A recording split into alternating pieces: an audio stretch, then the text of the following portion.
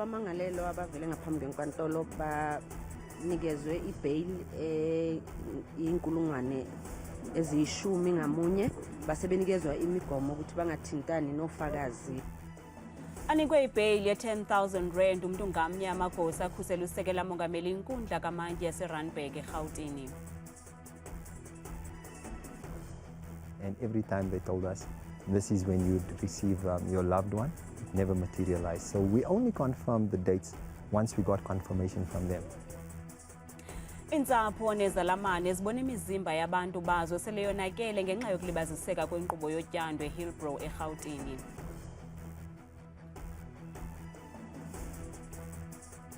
Iqela le-Banyana lifumana ithuba kwakhona lokudlulela kumjikelo olandelayo wendebe yehlabathi abasetyhini xa liqubisana ne-Italy ngomso.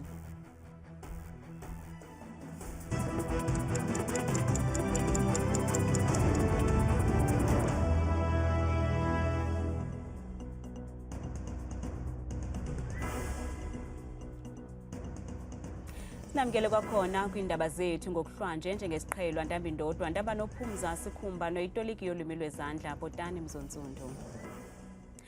Inkundla ka-Mantyi yase-Randburg eRhawutini iwanike ibail ye-R10,000 10,000 rands ukutsho umntu ngamnye amagosa akhusela usekela mongameli weli umnumzana Paul Mashatile natyholwa ngokuphatha gadalala abantu kuwola wendlela u-N1 kwisiganeko esasishicilelwe sathi ndi kumaqonga ezonxibelelwano. Abatyholwa bajongene namatyala liqela naquka ukubetha ngenjongo yokwenzakalisa kwakunye nokukhomba amaxhoba ngomkhono wekati. Inkundla ka-Mantyi yase-Randburg ithi kufuneka kugqithiswe umyalezo ongqingqwa kweli tyala lala madoda asibhozo angamagosa akhusela usekela mongameli najongene namatyala okubetha ngenjongo zokwenzakalisa nokukhomba ngomkhono wekati abantu abathathu kuhola wendlela u-N1 eRhawutini. Ewisa isigwebo sakhe sebheyile, uMantyi uhlengiwe Mkhabisi uthe akukho namnye kweli ongaphezulu kwengalo yomthetho kuquka nabo bathwaliswe uxanduva lokugcina umthetho. The charges alleged against the applicants are serious, and a strong message needs to be sent out to those who occupy the same position as the applicants that they have a duty to respect the rules of the road, further that we are all equal before the law, including the person they referred to as number 2, whom they were protecting. Ukanti igwinya abantu lezotshutshiso lithi lidanile sesisigwebo nangona lisamkela kwaye lithi liyakholelwa ukuba linetyala elibambekayo ngakula magosa akhusela usekela mongameli. Abamangalelwa abavele ngaphambi kwenkantolo banikezwe ibail inkulungwane eziyishumi ngamunye base benikezwa imigomo ukuthi bangathintani nofakazi bombuso nokuthi bangaphazamisani nophando olusayenziwa umbuso. I-NPA iyawakhaba amabango enkundla ukuba elingxamele elityala ingenabungqina bupheleleyo. Thina siyabombuso siye sabona ukuthi sesikulungele ukuthi singaletha lelicala enkantolo ukuze kuvikeleke ofakazi bethu kanye nokuthi ubulungiswa bukwazi ukuqala busebenze kulecala. Ukanti igwinya abantu lezotshutshiso lithi lisaqhuba nophando lalo kwaye lithi elinye lamangqina enkundla lifumene izigrogriso. Umtyholwa wesihlanu uFisokuhle Ntuli waqhagamshelana nokheli Khumalo ngomnxeba nje phambi kokubulawa kukaSenzo Meyiwa. uLieutenant Colonel Bert Stein oyingcaphephe kwimiba echaphazela uphando luqulathwe kunomyayi ukubethelele oku ngethuba ephekwe sophulwa ngu-Advocate Zandile Mshololo kwinkundla ephakamileyo yomntla weGauteng namhlanje. U-Advocate Zandile Mshololo omele uFisokuhle Ntuli ejikajika ngemibuzo uLieutenant Colonel Stein ngelithi ingaba nguye kusini na wafumana ubungqina boqhagamshelwano ngonomyayi phakathi kukaNtuli nokheli Khumalo. UKolonel uphendule ngelilandulayo kodwa wathi naye yinxalenye yabaphandi abaphicotha ukusetyenziswa konomyayi. Am I correct to say you are not the one who downloaded this information? That's it was correct. given to you. I received it. Inkundla ikwaphulaphule nobungqina bokuba umtyholwa wesithathu uyabonakala kwimifanekiso equlethwe kwinombolo yomnxeba ophathwayo nangona engasenaso isihlitha esiphothiweyo, i-dreadlocks ukutsho. Could you link any of these pictures with any cell phone number when you were analyzing? That's correct. Which cell phone number? I just mentioned to you that number with Nkani with the 2 eyes. That is a number which I pick up from the download. This picture is linked to the number ends with 169.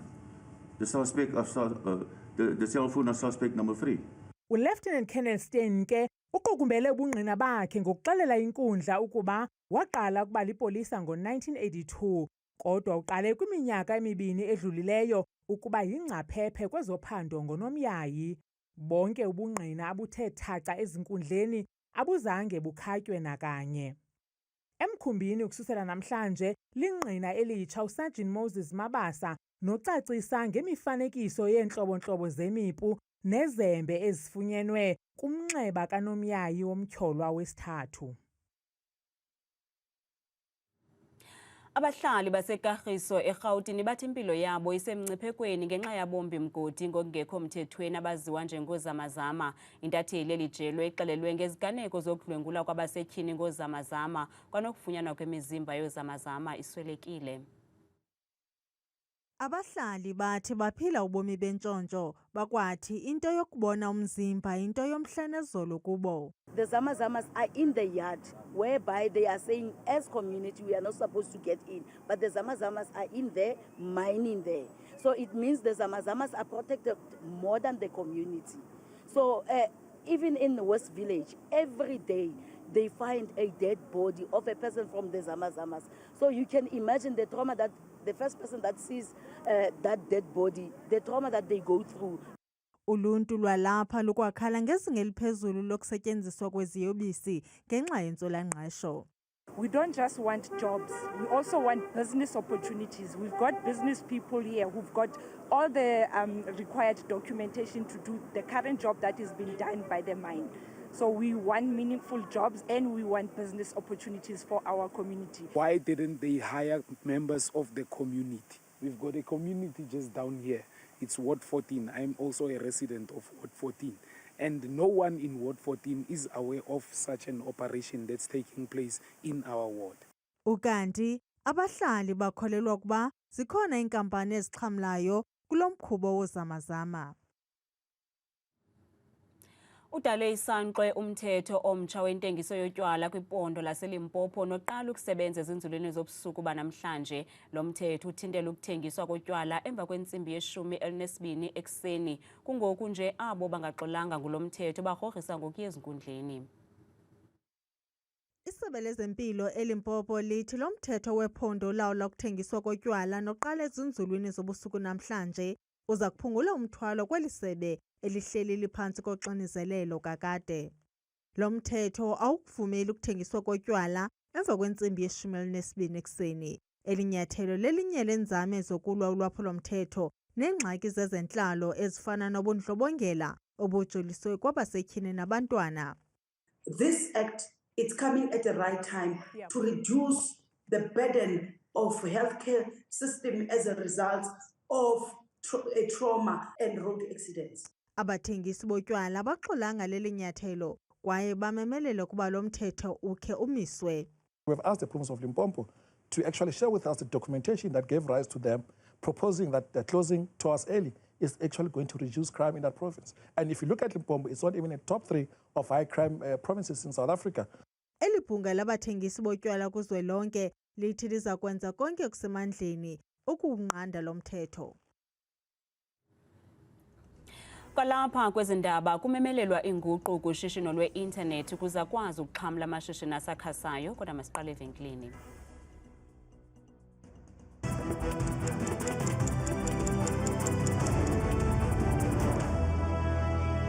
Sinamkele kwakhona kwinqaku lethu loqala sithe inkundla ka-Mantyi yase-Randburg eRhawutini wanike ibail ye-R10,000 10,000 ukutsho umntu ngamnye amagosa akhusela usekela mongameli weli umnumzana Paul Mashatile natyholwa ngokuphatha gadalala abantu kuwola wendlela N1 kwisiganeko esasishicilelwe sathi ndi kumaqonga ezonxibelelwano.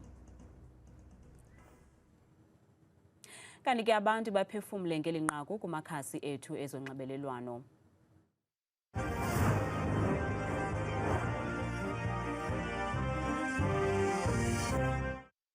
Kuyabonakala ijele ezi zezempula zikajaca abantu abangathathi intweni abantu abanemali soze bahlale ezitrongweni zeke kukhuselwe ke nalaa tata wayethatha ividiyo kuba ke ingathi yaziwa.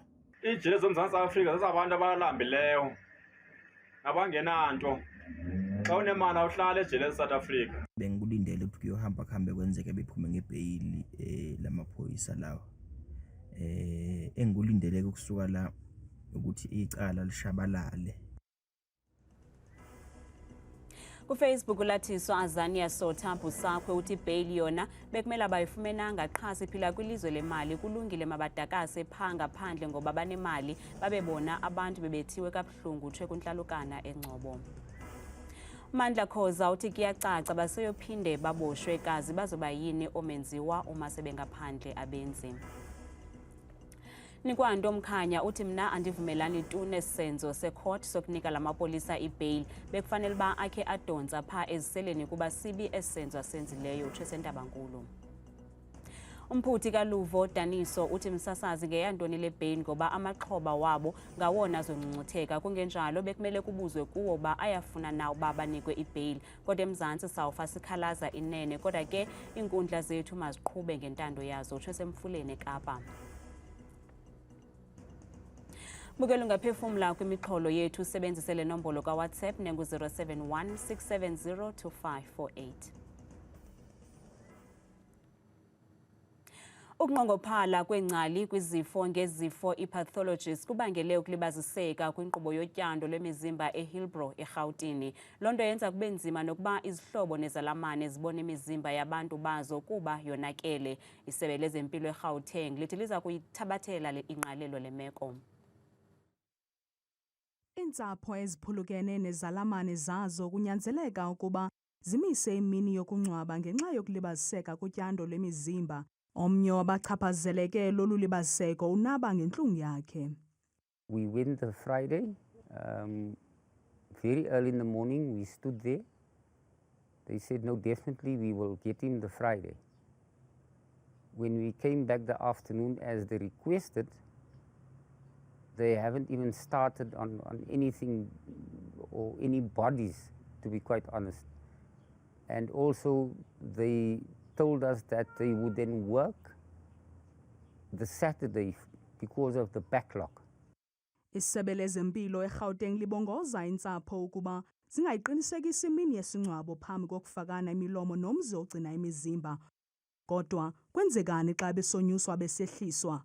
You can't confirm a funeral unless you've spoken to the guys, which we did several times, and every time they told us this is when you'd receive your loved one. It never materialized. Kwinkomfa nonondaba umphathiswa wezempilo eRhawutini unkosikazi Nomantu Nkomo Ralihuko uxolise ngokungazenzisiyo kwiintsapho ezichaphazelekileyo watsho esithi baza kuyisombulula le ngxaki. We would like to sincerely apologize to all those families who have been subjected to the undue difficulties in their moment of grief due to inefficiencies in the system. We are now remedying the situation. Inkampani yabangcwabi isinike umfanekiso ngqondweni abayifumana ikuyo imizimba. The case that I had just before that, the lady that I received on the Friday, her body was decomposed. Isebe lezempilo kweli phondo liceba ukuqesha ingcali kwezotyando ezithi zikhangele unobangela wokusweleka komntu. Latsho libongoza abantu ukuba bayithathe imizimba yabantu babo khona ukuze kuphunguke ingxinano kwiimoshwari zikarhulumente. Kwiindaba zethu kuchannel 163 oziphathela Newsroom Africa, ndinguZola Sholwana eHillbrow eRhawutini. Arhente ephantsi kolawulo lukarhulumente i-Competition Commission ikhupha ingxelo edandalazisa ukuba ushishino luqhutywa nge-internet kweli kuzafuneka kumiliselwe inguqu kulo ukuze wonke ubani axhamle kulo. Eli linyathelo lokunqanda ugonyamelo lweli candelo ngamashishini amakhulu afana noGoogle, Takealot kunye no-Uber Eats. Ukushishina nge-intanethi kubonakala kunamandla ukuza nenguqu kuqoqosho loMzantsi Afrika. Oku kudandalaziswe yingxelo ekhutshwe yi-arhente ephantsi korhulumente i-Competition Commission. emva kokuqwalasela nzulu ukhuphiswano phakathi kwamashishini aqhutywa nge-intanethi. We started the business using WhatsApp to accept orders, and that grew to us then developing a mobile app, so now we're using both. Ngo-2019 uBuitumelo Monageng ongumsunguli we-Swiper Delivery wabhaqa isikhewu anokusisebenzisa ukuqinisekisa ufikelela kwephephandaba lakhe kubathengi esebenzisa inkqubo ye-digital. Nakubeni kunjalo ikho imiqobo ekukhuliseni ishishini lakhe, utsho uBuitumelo. The challenging part then becomes when big players then start to come into the small space. It means you'll be stuck in the small space and then they'll limit your growth. Le komishoni nokokunjalo ithe thaca amaqhinga nokuba likhubalo kwimingeni ekhoyo. With South Africa's participation as providers of platforms and not just users of platforms, paying fees to global companies, but also for historically disadvantaged South Africans to share in the rewards of a large growing economy as well. Ukanto kaMonageng udalela ulutsha amathuba engqesho kwiindidi ngeendidi zemisebenzi. Kambe uzengezengelo ucimicimi wombane ludala isankxwe kwabasomashishini ngelixa nokunyuka kwamaxabiso epetrol ikwangumngeni. Baza kungena nzulu ezipokothweni zabo abaqhubi njengoko lisenyuka ezinzulwini zobusuku ixabiso lepetrol. Ixabiso lepetrol liza konyuka nge-37 cents litha ngelixa idizili liza konyuka nge-71 ne-72 cents litha. Ukunyuka kwexabiso lamafutha kukhonjwa ekunyukeni kwamaxabiso eoli ekrwada. Emva kwevenkile siyabuya nezoqoqosho.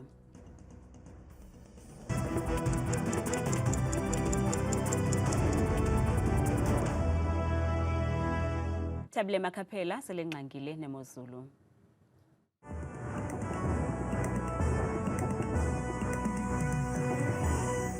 Nkosi kakhulu kuwe mamqwathi apha ezindabeni mandibulise emzontsini wam apha ekhaya ndikwamkela kaloku koyamke idesika yemozulu mna igama lam ndinguthabile umamthembu qhudeni ndingowakwa Makhaphela bethuna masijonge nantsi imozulu.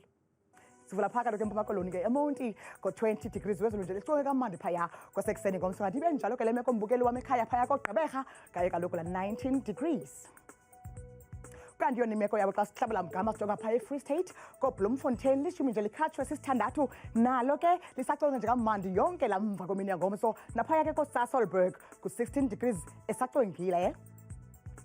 Ukanti yenje nje yona imeko yabo phaya koGauteng eJohannesburg eRhawutini naseSandton ko-13 degrees akabi kwahlaba kwasekuseni ngomso kanti emini phaya eVereeniging ku-17 degrees.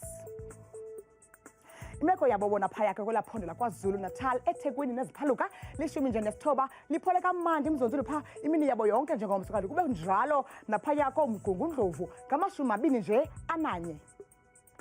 Ukanti bona phaya ke koLimpopo ePhalaborwa ngabashumi futhi ananye ngamafu nje phaya bevuka nje kuseni ngomso kanti phaya emini kwakweliphondo phaya koBulukwane ku-15 degrees. Hamba nami ke mbukela apha ekhaya sijogeni kaloku phaya eMpumalanga eMbombela ngeshumi nje likhatshwa sisithoba licoke kamandi phaya yonke intseni yabo yangomso kanti kuyafana ke naphaya koSekunda ku-15 degrees naye usazokela kamandi. Yona ke imeko yabo phaya ko-Northwest eMahikeng lishumi likhatshwa sisibhozo eliphole kamandi nje yonke imva kwedinala yangomso kanti kube njalo eRustenburg lishumi nesibhozo. Mbukelo wami apho ekhaya benjenje eNorthern Cape eKimberley ngo-19 degrees naye usaphole kamandi nje yonke la ntseni yangomso kanti phaya ngoRhatya phaya ko-Upington ngama-22. Jonga imeko mbukelo wam phaya entshona koloni kaloku koKapa neziphaluka lishumi nje likhatshwa sisibhozo licwengile phaya emini kanti siyayiqukumbela imozulu phaya eGeorge ko-16 degrees. Kukaka koke bethuna kweyam idesika yemozulu mna ndikuthanda kangaka xesha lemyoli.